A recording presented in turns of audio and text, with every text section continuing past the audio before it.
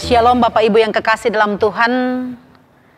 Saya berjalan di lorong-lorong di antara kursi, di mana setiap minggunya kita bersama-sama beribadah di waktu yang lalu sebelum masa pandemi COVID-19.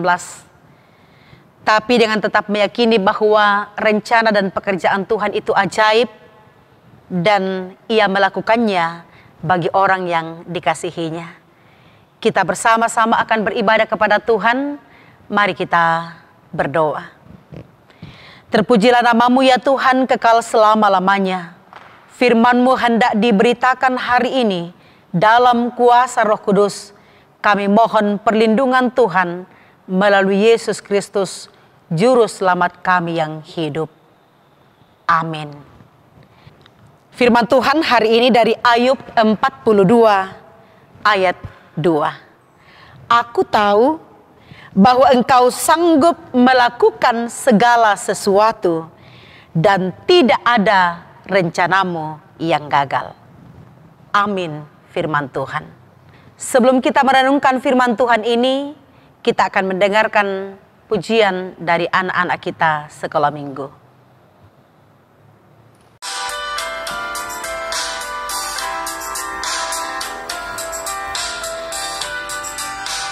Indah rencanamu Tuhan di dalam hidupku, walau ku tak tahu dan ku tak mengerti semua jalanmu. Dulu ku tak tahu Tuhan, berat ku rasakan, hati menderita dan ku tak berdaya menghadapi semua. Tapi ku mengerti sekarang, Kau tolong padaku. Kini ku melihat dan ku merasakan indah rencanamu. Tapi ku mengerti sekarang, Kau tolong padaku. Kini ku melihat dan ku merasakan indah rencanamu.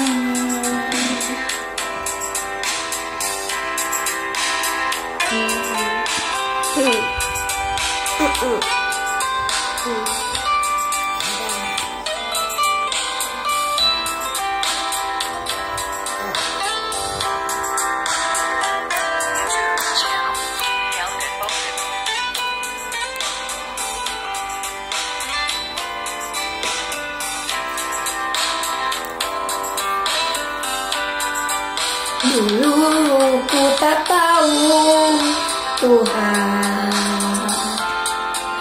berat ku rasakan, hati menderita dan ku tak berdaya menghadapi semua. Tapi ku mengerti sekarang, Kau tolong padaku. Kini ku melihat dan ku merasakan indah rencanamu. Tapi ku mengerti sekarang, Kau tolong padaku. Kini ku melihat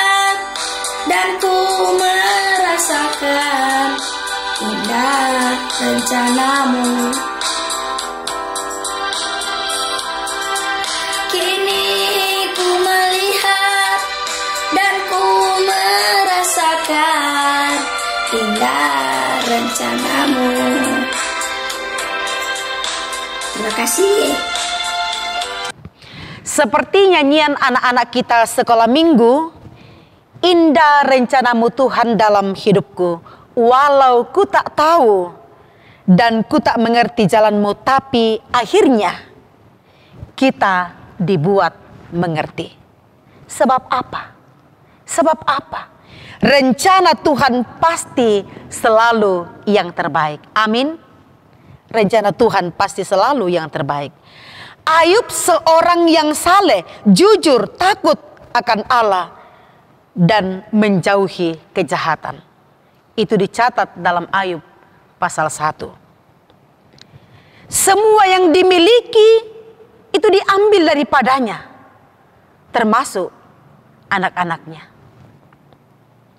Dalam kejujuran saudara-saudara, sesungguhnya saya tidak terlalu berani untuk berbicara banyak tentang kisah hidup Ayub, sebab itu terlalu pahit, terlalu pahit. Seringkali kita mendengarkan bagaimana kisah tentang Ayub, tapi yang sesungguhnya bahwa keadaan Ayub itu berat. Ketika semua yang ia miliki, harta kekayaan dan termasuk anak-anak, 10 orang anak, itu diambil daripadanya. Adakah yang pernah memiliki pergumulan dan penderitaan melebihi keadaan Ayub? Kalau saya merenungkan, belum pernah seberat seperti yang dialami oleh Ayub. Perjalanan panjang yang ditempuhnya, bahkan ketika istri dan sahabat-sahabatnya itu mencemooh Ayub, kita bisa membayangkan bagaimana keadaan yang dialami oleh Ayub. Tapi dalam hal ini pun kita melihat bagaimana kesabaran, ketaatan Ayub dalam melewati proses itu hingga akhirnya. Kita mendengarkan sendiri dalam firman Tuhan hari ini bagaimana Ayub sendiri berkata, "Aku tahu bahwa Engkau sanggup melakukan segala sesuatu dan tidak ada rencanamu yang gagal." Pergumulan penderitaan yang dialami oleh Ayub tidak akan pernah dapat menggagalkan, membatalkan rencananya dalam diri dan kehidupan Ayub. Jadi apapun dan bagaimanapun kita, apapun keadaan kita sekarang ini tidak akan dapat menggagalkan, membatalkan seperti bagaimana Tuhan terhadap Ayub. Demikianlah rencana Tuhan dalam kehidupan kita. Kita sesungguhnya harus bersyukur bahwa kita dipakai oleh Tuhan. Ada rencana terindah Tuhan dalam hidup kita masing-masing. Persoalannya bahwa apakah kita siap dan memberi diri untuk dipakai oleh Tuhan, melakukan pekerjaan dan rencananya dalam hidup kita untuk kita lanjutkan bagi dunia di mana kita berada. Ayub dalam seluruh keberadaan kehidupannya dan sampai ketaatannya, kita lihat ending akhir dari kisah yang awalnya dipenuhi dengan pergumulan yang berat, berakhir dalam sebuah kisah indah bahwa semua yang dimiliki oleh Ayub itu dikembalikan oleh Tuhan berlipat kali ganda. Bahkan Tuhan mengembalikan anak-anak kepada Ayub. Karena itu, ketika kita menjalani kehidupan anugerah Tuhan ini, ada begitu banyak hal yang sesungguhnya kita tidak mengerti. Kita tidak pahami mengapa itu terjadi dalam kehidupan kita. Tetapi ketika kita memahami kelahiran dan kehadiran kita dalam dunia ini, bahwa kita tidak ada begitu saja, tetapi dengan rencana dan tujuan yang terbaik dalam diri kita untuk kita sampaikan kepada dunia selagi kesempatan hidup dan waktu Tuhan masih berikan kepada kita semua.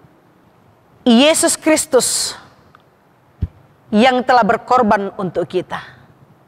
Bagaimana Allah menggenapkan rencana dan pekerjaannya di dalam anaknya yang tunggal, yaitu Yesus Kristus. Hadir menemani hari-hari kehidupan kita dan dalam penantian kita untuk kedatangannya yang kedua kalinya. Serahkanlah hidup kita kepadanya. Percayalah bahwa rencana Tuhan selalu yang terbaik bagi kita semua. Tuhan memberkati. Amin.